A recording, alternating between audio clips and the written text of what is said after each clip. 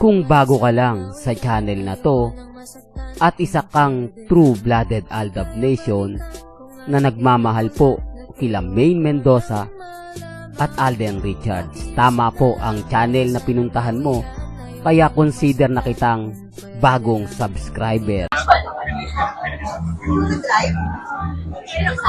Mag-driver ka na. Hindi yung mga ano lang. Mga order.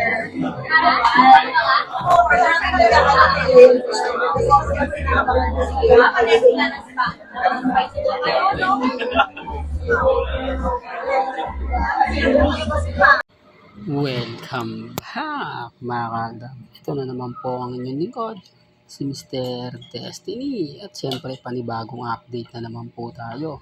Panibagong mga kaganapan po kina Alden Richards at kay May Polkerson. Maraming mga bali-balita na naman po ang kumakalat ngayon patungkol na po sa mga naglalabasan patungkol kay Bea Benene. Kung matatandaan nyo mga kaaldab, nagkaroon na nga po ito ng issue.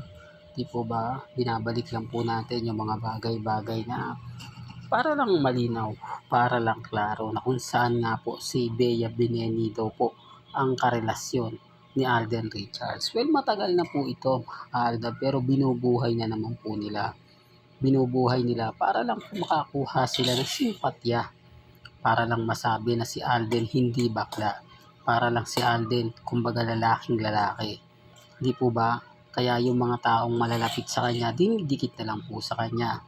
Siyempre kapag nalaman niya ng mga ibang mga army, mga main fanatics, agad-agad susugurin tayo.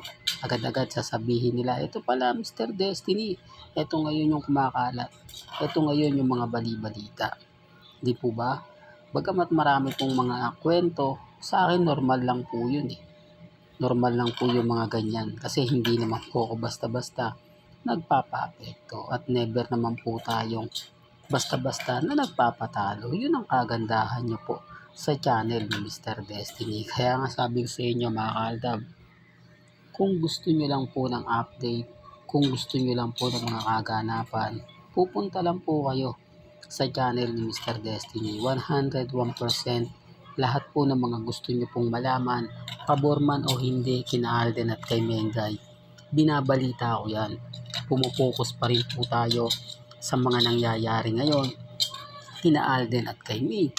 Bagamat marami pong kwento na sinasabi nila na hindi daw po maganda, hindi daw kaaya-aya, okay lang po yun. Basta ako mga kaaldab, masaya po ako sa mga ginagawa natin, especially po gaya nga po ngayon, blessing na naman kay Alden Richards, hindi po ba? Marami na naman magtataas ng kilay. Marami na naman pong artista ang naiinggit kay Alden Richards. Normal lang po yan. Di po ba?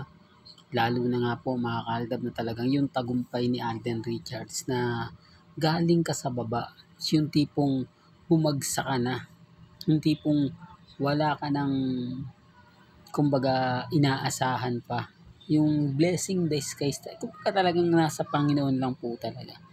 Kita nyo naman po, di po ba? Tama naman po yung mga sinasabi ni Alden Richards. Kaya nga po hindi niya basta-basta inaalis yung mga bagay-bagay na talagang kung saan siya nagsimula at kung sino yung mga taong tumulong po sa kanya.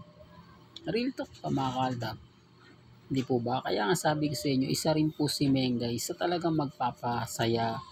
Lalo na nga po mga kaaldab na hindi man lang siya nagbibigay ng mga post, hindi man siya nagbibigay ng update, talagang tahimik lang po siya.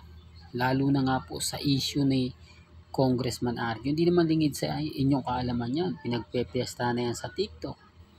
Di po ba? Na kaya daw po ganito ganyan, kaya daw po hindi magkaroon ng anak si Mengay dahil totoo ang Aldab Nation, totoo na sarswela lang ang lahat dahil kumbaga napakatagal na nga po, di po ba? Normal lang po na may magre-react ng ganun. Kaya lang pag may kumakampi po sa atin, sinasabihan po, dami lang yan ni Mr. Destiny, hindi yan totoo, gawa-gawa lang yan, po ba? Pero wala naman pong pilitan sa mga sinasabi niya. Tapos yung issue po na hiwalayan ngayong taon.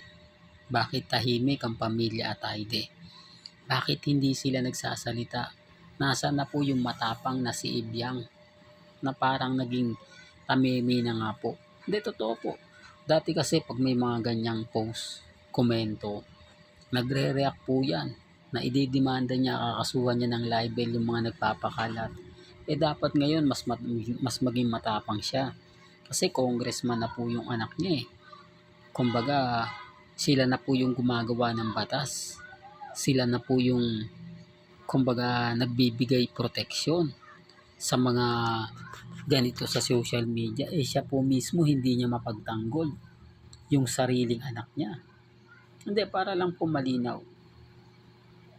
Alam niyo naman po kasi mga kaaldab, once na magsalita siya, tapos hindi naman pala totoo, siya rin naman po yung mapuputukan. Kaya nga sa ngayon mga kaaldab, nag-iingat sila.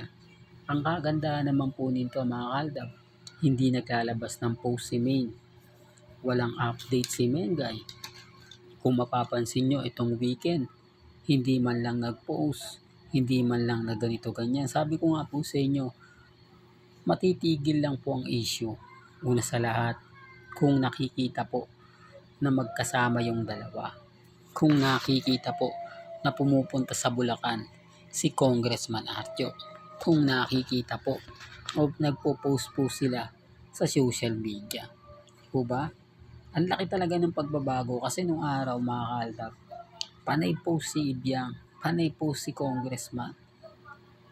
Pero nung naging serswela na o nagtagumpay na sila, wala na. Di po ba? Kasi nakuha na po nila yung simpatya eh. Alam na nila na kahit bali-balik na rin yung sitwasyon, sa kanila pa rin kakampi yung publiko. Na okay lang naman po yun, normal lang po yun. Pero sa mga pambasag po natin, pambato po natin, tahimik lang sila. Nagmistula po silang bingi, pipi. Di po ba? Na hindi po nila kayang sagutin. O hindi po talaga nila sinasagot. Kung ano man pong ibato po sa kanila. Yan ang patunay mga kaaldab na taliwas po sa mga pahayag at sinasabi po ng iilan. Kaya nga po si Mr. Destiny matatag at kampante. Hindi po ba? Real talk mga kaaldab. Kaya relax lang po kayo. Maging matatag, maging kampante. Well, hanggang dito na lang po ang ating latest updates. Kaya kung gusto niyo pa po ng pinaka-latest at sariwang update, abay tumutok lang po kayo dito po sa channel ni Mr. Destiny para updated kayo sa mga bago at sa mga latest na i-upload po natin maya-maya lang. Hanggang sa muli, salamat po sa panonood at pakikinig.